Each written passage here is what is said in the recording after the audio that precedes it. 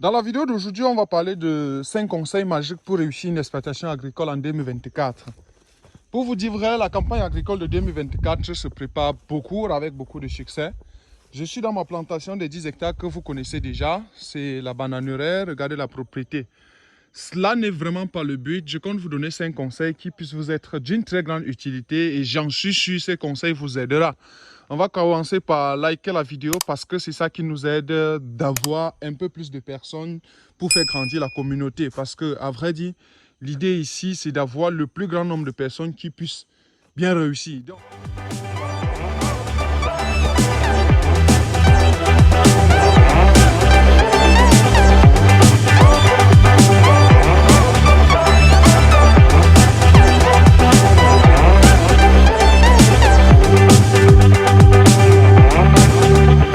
la première chose que vous devez faire en 2024 pour réussir votre exploitation agricole, c'est de choisir un site accessible. Je ne vous en dis pas plus. Voilà la route menante dans ma plantation. Et voilà, à vrai dire, comment je puisse arriver avec la voiture, que ce soit des petites voitures, des grandes voitures et tout ce qui va avec. Autrement dit aussi, tous ces sacs que vous voyez, il faut pouvoir les transporter. Donc, si vous avez une petite voiture pareille, et que votre site n'est pas accessible, à dire vrai, vous ne vous en sortiriez pas. Avant de continuer, je voudrais juste préciser que notre rendez-vous du 20 janvier à Brazzaville, c'est déjà confirmé. Peut-être certainement aussi au Togo, le 15 février. Donc, absolument, vous pouvez prendre des rendez-vous privés avec moi pour qu'on discute éventuellement de votre projet. Donc, j'estime vraiment que le fait que la route soit assez accessible, telle que vous voyez, en tout cas, si elle n'est pas accessible, vous pouvez l'aménager. Donc, tout type de voiture arrive ici, je ne vous en parle pas des motos, ainsi de suite. Donc, peut-être c'est directement associé au fait que vous pouvez choisir un site qui n'est pas loin, mais là, vraiment, n'est pas le but de la vidéo. Donc, voilà le premier conseil stratégique, j'espère que ça t'aide. Deuxième conseil magique pour pouvoir réussir une plantation en 2024, c'est la fertilisation. Alors, là, par exemple, vous êtes en train de voir 100 sacs de fientes. De poules pondeuses. Je ne vous en dis pas plus. La fertilisation, elle est très nécessaire. Donc, quand je dis fiente de poules pondeuses, normalement, vous devez voir ça. Ouais, vous devez voir ça. Donc ça, c'est 100 sacs de fientes de poules pondeuses. Pourquoi je le fais? Dans le seul but de fertiliser ces avocatiers que vous êtes en train de voir, de fertiliser ces bananiers plantains que vous êtes en train de voir.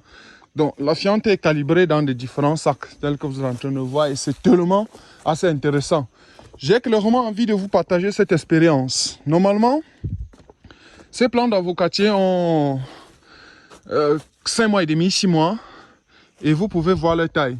Si vous faites dans la culture d'avocat, certainement, dans votre plantation, vous avez aussi des avocatiers et vous savez leur âge et vous savez leur taille. Donc, pour vous dire vrai, j'ai réussi à faire ceci à cause de mon programme de fertilisation des avocatiers. Donc, j'ai un programme qui est clair en rapport avec la fertilisation de l'avocat. Donc, au-delà des engrais que j'ai déjà mis, je vais également mettre des fientes pour préparer bien évidemment la saison sèche. Peut-être dans une vidéo, je pourrais te dire pourquoi je fertilise en saison sèche. Pourquoi c'est pratique. Et on le sait tous, c'est pratiquement interdit. Donc, avoir des bananiers pareils, c'est pas la magie, c'est pas la sorcellerie, je vous en dis pas plus. Il faut tout simplement respecter quelques normes, quelques indications, quelques conseils que je vous donne tous les jours.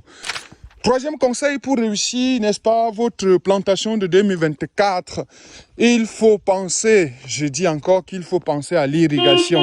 Donc, je ne vous en dis pas plus, c'est une formation sur l'irrigation qui vous attend. Attention, ça c'est le corosolier. Je vous ai dit certainement que je vais faire beaucoup de corosolier. Donc là, c'est le cubiténaire. Ça, vous le savez déjà. J'ai pas acheté, enfin vous le savez aussi, j'avais acheté un cubiténaire noir qui était plus intéressant ici, mais ça s'est cassé pour des erreurs économiques, enfin certaines erreurs. Donc l'irrigation, je vous présente d'abord le matériel avant de vous donner quelques rôles de l'irrigation. Donc là on a le cubiténaire, ça sert à stocker de l'eau. Vous le savez, j'ai construit le château ici il y a quelques jours, ça c'est le château. En bois. Oui, mes châteaux sont généralement en bois parce que j'ai vraiment pas assez d'argent pour pouvoir construire en dur. Donc, le troisième conseil, c'est ça, vraiment de penser à l'irrigation. Si vous voulez vraiment obtenir des plants d'avocatier qui ont ce gabarit. Là, c'est entre autres ce que les techniciens, les technico-économiques appellent les raccords. tout simplement. Donc là, on a le manchon, par exemple, on a la vanne, on a le thé, on a tout ce qui est coude et tout ça. Je ne vous en dis pas plus. Là, c'est le tuyau, l'arrosoir, le tuyau. Et pour finir, bon, c'est un peu de bananier plantain aussi, associé à pas mal de trucs. Donc, associé à l'avocat, associé au maïs, pas mal de trucs. Donc, normalement, ça, c'est mon magasin. Bon, il n'y a pas grand-chose. Voilà. Donc, ici aussi, c'est des tuyaux. Je reviens vous présenter. Ça, c'est le tuyau qu'on appelle le tuyau baladeur. À l'époque, vous avez déjà vu ça en Balmayo aussi. Voilà. Donc, ça, c'est le magasin où j'ai stocké le tuyau. C'est vrai que les techniciens sont déjà en train d'installer une bonne partie. Donc, c'était bien plein. C'était la salle des tuyaux. Et là, c'est la pompe. C'est tout à l'heure qu'on va enlever parce qu'elle vous coûte très cher. Je vais être stocké. Là, si vous n'avez jamais vu, c'est des plaques solaires. Est-ce que vous savez que je vais installer un système de pompage solaire ici, dans le seul but d'arroser le champ? Là, c'est des tuyaux baladeurs. Hein? J'espère que c'est assez visible. Donc, au-delà de tout, si vous voulez faire une culture, vous pouvez prendre ma fiche technique dans le seul but de vous aussi tenter de réussir votre plantation agricole. Voilà le cubiténet dont je parlais. Là, vous le savez déjà. Certaines erreurs m'ont fait perdre ce cubiténet. Il n'y a rien à faire. Pas de moyen de correction. Etc., etc. Donc voilà le troisième conseil, je puisse vous dire, assurez-vous de, n'est-ce pas, arroser votre plantation. Si vous ne le faites pas, vous risquerez de regretter. Et qu'on le veuille ou pas, lorsqu'on regrette dans une exploitation agricole, on regrette à deux niveaux, le temps perdu et puis l'argent perdu aussi. Quatrième conseil, si vous voulez bien évidemment réussir votre plantation agricole, donc, je ne vous en dis pas plus, c'est le haut niveau. Là, c'est mon champ de manioc, un deuxième cubiténaire. Le manioc est un peu presque à sa récolte. Quatrième conseil donc pour réussir la campagne agricole de 2024, pensez au choix de semence, le choix variétal. Alors, pour pouvoir avoir un avocatier qui grandit très bien, comme ceci, ou encore un papayer qui produit comme ceci, à ce jeune âge, vous devez faire gaffe. Vous devez absolument faire une certaine analyse de votre sol. Ça peut être le premier critère. Et quand l'analyse de sol est faite, justement, vous pouvez décider de l'ensemble des variétés que vous devez utiliser. Ça, c'est un avocatier. Donc, je vous recommande cela très fortement parce que je suis victime. J'ai déjà eu à créer des exploitations agricoles qui finalement n'ont pas abouti au bon résultat parce que l'analyse n'a pas été bien faite, justement parce qu'on n'a pas choisi de bonnes variétés. Donc, je ne vous en dis pas plus, je m'arrête là. Dernier conseil ou bien cinquième conseil pour réussir votre exploitation agricole de 2024 encore, il faut faire un bon suivi et entretien de votre plantation. Regardez bien, à la veille des pluies, mon champ est propre.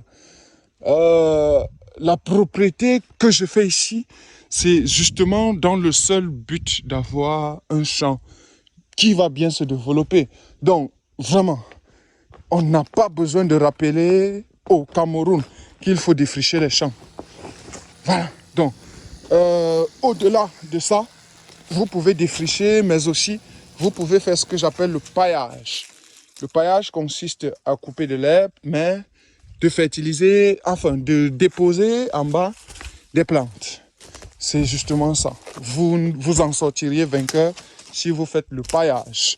Donc, le niveau de paillage peut être assez lourd. Ici, j'ai pas trop bien fait le paillage parce que je vais arroser.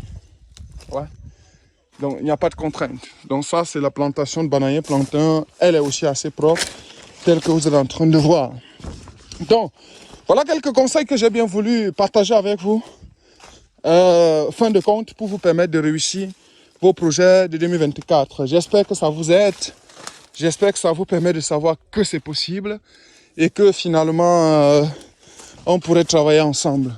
Mon programme de distribution des semences de bananier plantain est actualisé, à jour. Vous pouvez passer la commande de 5 000, 10 000, 20 000, 30 000, 40 000 sous deux modèles. Les plantules ou les pifs, tout simplement. Et je ne vous en dis pas plus. J'ai la capacité de venir chez vous installer tout ceci. Voilà. Tout ceci, c'est quoi? C'est tout simplement des semences. pour finalement vous permettre d'avoir aussi des plantations pareilles. Je ne vous en dis pas plus, à bientôt.